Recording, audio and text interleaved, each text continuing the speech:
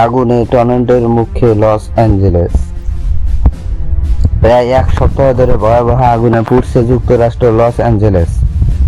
ভয়াবহ এই দাবানল নিয়ন্ত্রণে হিমশিম খাচ্ছে ফায়ার সার্ভিসের কর্মীরা। কিন্তু এক সপ্তাহে কোনো স্বস্তির খবর দিতে পারছেন না জরুরি পরিষেবার কর্মীরা। আরও বাড়ছে সংখ্যা। আবহাওয়া বিশেষজ্ঞরা বলছেন, বর্তমান পরিস্থিতিতে দাবানলের জ্বলন্ত এলাকাগুলোতে আগুনের টর্নেডো হতে পারে। এটি বলে পরিস্থিতি আবারও নিয়ন্ত্রণের বাইরে চলে যাবে খবর।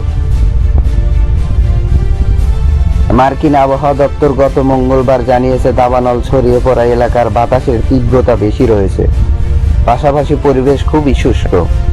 এই দুয়ে মিলে এক বিশেষ বিপজ্জনক পরিস্থিতি তৈরি করেছে।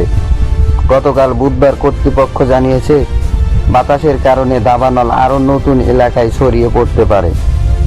এদিকে গতকাল পর্যন্ত চলতি দাবানলে প্রাণহানির সংখ্যা 25 জনে পৌঁছেছে। আবহাওয়া দপ্তর আরও জানিয়েছেন, পরিস্থিতি আরও নাজুক হতে পারে। এমনকি সেখানে দাবানল নিয়ন্ত্রণের কিছুটা অগ্রগতি হয়েছে, সেসব এলাকায় আবারও পরিস্থিতি অবনতি হতে পারে। তবে আবহাওয়ার পূর্বাভাসে আগুনের টর্নেডোর কথা বলা হয়নি। তবে আবহাওয়াবিদ টড হল বলেছেন, বর্তমান পরিস্থিতি আবহাওয়া যে ধরনের তাতে টর্নেডোর সৃষ্টি হতে পারে। ভয়াবহ দাবানলে পুড়ছে বিস্তীর্ণ এলাকা। দাবানল ছড়িয়ে পড়ার পিছনে বড় কারণ সান্তা অ্যানা নামের ঝোড়ো বাতাস। সম্প্রতি বাতাসের গতি কিছুটা কমায় আগুন নিয়ন্ত্রণের আশায় আলো দেখা গিয়েছিল, কিন্তু গতি আবারও বেড়েছে।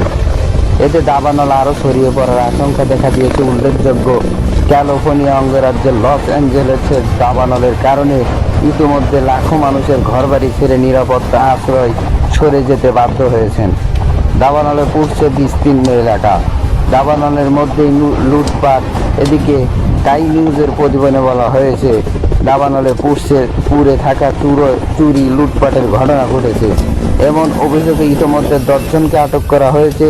এর মধ্যে 3 জনের বিরুদ্ধে $2 লাখ মার্কিন ডলারের বেশি অঙ্কের মালামাল লুটের অভিযোগ হয়েছে বলে জানিয়েছে লস অ্যাঞ্জেলেসের ডিস্ট্রিক্ট অ্যাটর্নি নাথান হোসম্যান।